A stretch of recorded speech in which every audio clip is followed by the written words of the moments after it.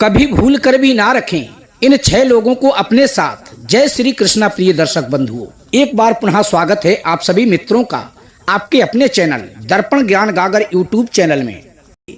प्रिय दर्शक बंधुओं, आज की कहानी आप सभी लोगों को बहुत ही ध्यान पूर्वक और पूरी सुननी चाहिए, क्योंकि ये कहानी आपके जीवन के लिए बहुत ही महत्वपूर्ण साबित होने वाली है।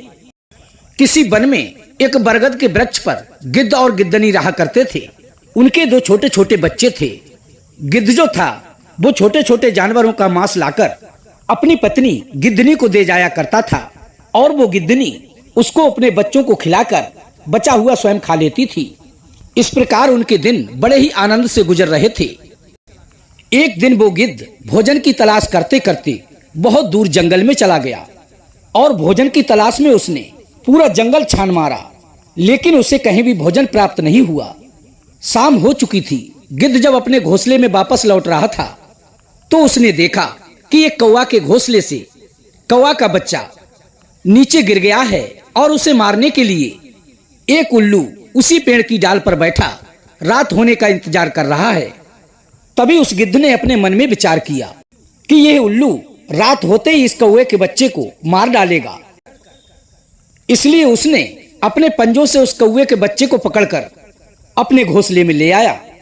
और प्रिय बंधु, कहते भी हैं कि चाहे आपकी जान भी क्यों ना चली जाए, पर इन 5 लोगों को मुसीबत में देखकर इनकी रक्षा अवश्य करनी चाहिए। नंबर 1 स्त्री, नंबर 2 सन्यासी, नंबर 3 ब्राह्मण, नंबर 4 बालक, नंबर 5 विश्वासी व्यक्ति। यदि कभी ऐसी नौबत आ जाए कि आपकी जान भी जाती हो, अर्थात आपकी जान को खतरा हो, तो भी अपना कर्तव्य छोड़कर बुरा कर्म नहीं करना चाहिए। प्रिय बंधुओं, यही सनातन धर्म है, और इसीलिए हमारा सनातन धर्म महान है, क्योंकि हमारा सनातन धर्म कहता है कि वही जीविका श्रेष्ठ होती है जिसमें धर्म की हानि ना हो। वही देश श्रेष्ठ होता है जिसमें कुटुंब का पालन होता हो। वही धर्म श्रेष्ठ होता है जिसमें दया हो। वही गुरु श्रेष्ठ होता है जो विद्यावान हो और विद्या प्रदान करते समय किसी में भेदभाव ना करता हो।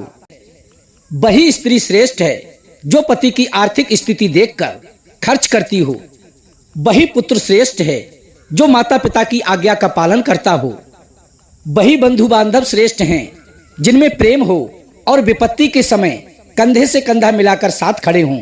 वही माता पिता श्रेष्ठ हैं जो अपनी संतानों में भेदभाव ना करते हों, सभी को समान समझते हों, और अपनी संतान की शिक्षा दीक्षा को लेकर सदैव ही सजग रहें। वही मित्र श्रेष्ठ है जो विश्वासी हो और विपत्ति के समय में मित्र की मदद करे। अब वो गिद्ध उस कौवे के बच्चे को अपने घोंसले में ले आया और अपनी पत्नी गिद्धनी से बोला कि हे प्रिय, आज कहीं भोजन तो मिला नहीं, पर मैं इस कौवे के बच्चे के प्राण जरूर बचा लाया हूँ, वरना वो उल्लू आज इसे मार ही डालता। तभी वो गिद्धनी बोली, कोई बात नहीं स्वामी, आज आपने इस कौवे के बच्चे को बचाकर पुण्य तो किया ही है, और ये कार्य करके आपने अपने बच्चों को भी ये संस्कार दे दिए हैं कि विपत्ति के समय में किसी भी असहाय व्यक्ति की सहायता अवश्य करनी चाहिए। जो व्यक्ति इन 4 लोगों की सहायता नहीं करता है उसका इस मनुष्य लोक में जीने का कोई भी लाभ नहीं है। नंबर 1 सेवक, नंबर 2 बच्चे, नंबर 3 बंधुवर, नंबर 4 दीन गरीबों पर। वैसे तो मल खाकर सुअर भी बहुत दिनों तक जीवित रहता है, पर जिसके जीने से अनेकों जीवित रहें उसका जीवन सफल है। प्रिय दर्शक बंधुओं, इस प्रकार वो गिद्धनी अपने बच्चों के साथ साथ उस कौवे के बच्चे को भी पालने लगी। अब वो गिद्ध जब भी कोई भोजन लाता तो वो गिद्धनी अपने बच्चों के साथ साथ उस कौवे के बच्चे को भी भोजन दिया करती थी। अब धीरे धीरे उन गिद्ध शावकों के साथ साथ वो कौवा का बच्चा भी बड़ा हो गया। वे तीनों बच्चे बिना किसी की जाति जाने एक दूसरे के साथ बड़े ही प्रेम से खेलते कूदते और खाते पीते थे। वो कौवा का बच्चा उन गिद्ध और गिद्धनी के लिए ही अपना माता पिता समझता था। एक दिन की बात है, जब वे तीनों बच्चे जंगल में घूमने को गए, तभी वहां उन्होंने एक काले सर्प को देखा। उस काले सर्प को देखते ही वो दोनों गिद्ध के बच्चे क्रोध में आकर उसका शिकार करने के लिए आगे बढ़े।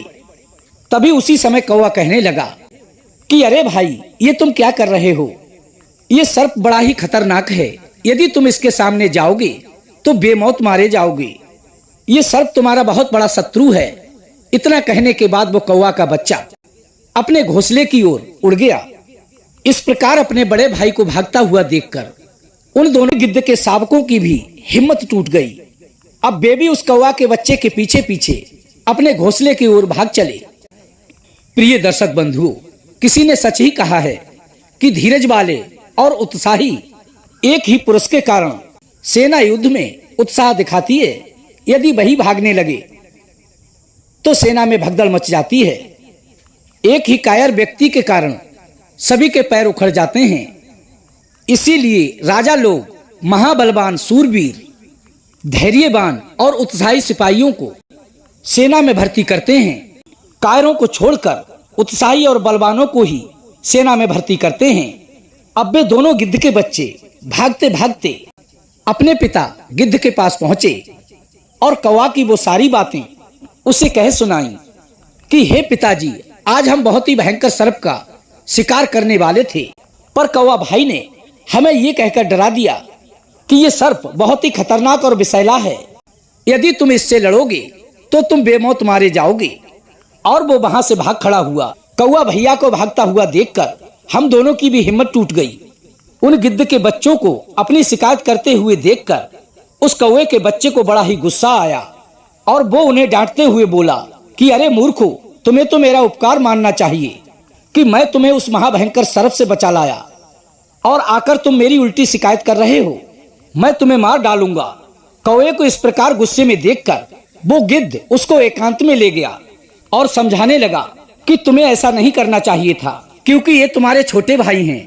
तुम्हें तो इनका हौसला बढ़ाना चाहिए, ना कि तोड़ना। तुम इस बात को नहीं जानते हो, जिस सर्प से तुम डरकर भाग आए हो वो हमारा भोजन है। यदि हम उससे डर गए तो हम तो भूखों मर जाएंगे। उसे मारना तुम्हारे भाइयों के लिए ठीक वैसा ही है जैसा कि तुम्हें चूहों को पकड़ना। क्या तुम्हें ये बात मालूम है कि कायरता मनुष्य के लिए कितनी घातक सिद्ध होती है? कायरता उसकी प्रगति में सबसे बड़ी बाधक है। जो काम बहुत ही आसानी से किया जा सकता है, कायर मनुष्य उस कार्य को भी करने में पीछे हट जाता है। कहते हैं कि उन्नति बिना जोखिम उठाए प्राप्त नहीं हो सकती। तैरना वही सीख सकते हैं जो नदी पार करने का जोखिम उठाते हैं। डरकर किनारे पर खड़े रहने वाले कभी तैरना नहीं सीख सकते। मनुष्य के सारे गुणों में साहसी उसका पहला गुण है। साहसी मनुष्य के लिए उन्नति के पथ पर आगे बढ़ने के लिए प्रेरित करता रहता है। जो लोग ऊंचाइयों के उच्चतम शिखर पर पहुंच चुके हैं, ये उनकी मेहनत और साहस का ही तो फल है। यदि वो हिम्मत जुटाकर आगे बढ़ने की कोशिश नहीं करते तो एक कुएं के मेढक के समान उसी में पड़े रहते और वही गरीबी व लाचारी का जीवन जीते रहते। इसलिए सदैव ही इस बात को याद रखना, जब कोई अपने से अधिक ताकत वाला हो, शक्तिशाली हो, उससे ही बचकर रहना चाहिए। इसमें कोई भी शक नहीं है। पर जिन कामों को तुम आसानी से कर सकते हो, उससे बिल्कुल भी नहीं डरना चाहिए। थोड़ा बहुत कष्ट तो प्रत्येक कार्य में होता है, लेकिन अपने घर वालों का कभी भी हौसला नहीं गिराना चाहिए। जो हौसले से हार जाता है उसे हारा हुआ ही मानना चाहिए। महाभारत युद्ध में कर्ण को हराने के लिए, उसके हौसले को कमजोर करने के लिए कर्ण के सारथी शल्य को ये काम सौंपा था कि वे कर्ण के उत्साह को अपनी बातों से कमजोर करते रहें। इसी कारण से कर्ण अर्जुन के हाथों पराजित हुआ।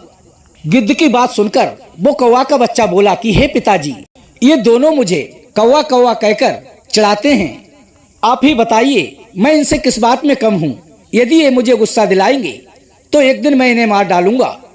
कौवा की इस प्रकार की ये बातें गिद्ध को बहुत बुरी लगी, लेकिन वो मन ही मन हंसता हुआ बोला कि हे पुत्र, तुम वीर हो, विद्वान हो, लेकिन जिस खानदान में तुम पैदा हुए हो उसमें सर्पों का शिकार नहीं होता। तुम एक कौवे के बच्चे हो। दयावश मैं तुम्हें एक उल्लू से बचाकर लाया था, तुम्हारा पालन पोषण किया। मेरे बच्चों को तुम्हारे बारे में ये पता नहीं है कि तुम एक कौवा हो, वरना वे तुमको कब का मार डालते। इसलिए उचित यही होगा कि अब तुम यहाँ से चले जाओ और अपनी जाति वालों के साथ रहो। जब उस गिद्ध ने उसे बताया कि वो गिद्ध नहीं एक कौवा है, तो वो डरकर वहां से भाग गया। तभी गिद्ध कहने लगा कि किसी ने सच ही कहा है कि इन 6 लोगों को कभी भी अपने साथ नहीं रखना चाहिए। नंबर 1, उन लोगों को जिनका दूसरे लोगों में फूट डालने का स्वभाव हो। नंबर 2, जो कामी हो। नंबर 3, जो निर्लज्ज हो। नंबर 4, जो मूर्ख हो। नंबर 5, जो प्रसिद्ध पापी हो। नंबर 6, जो कायर हो। इन 6 लोगों को साथ रखने से मान प्रतिष्ठा तो कम होती ही है, ऊपर से स्वयं पर विपत्ति भी टूट पड़ती है। इसलिए प्रिय दर्शक बंधुओं, इन 6 लोगों को कभी भी अपने साथ ना रखें और ना ही इनसे मित्रता करें। प्रिय दर्शक बंधुओं, तो ये थी आज की हमारी छोटी सी कहानी।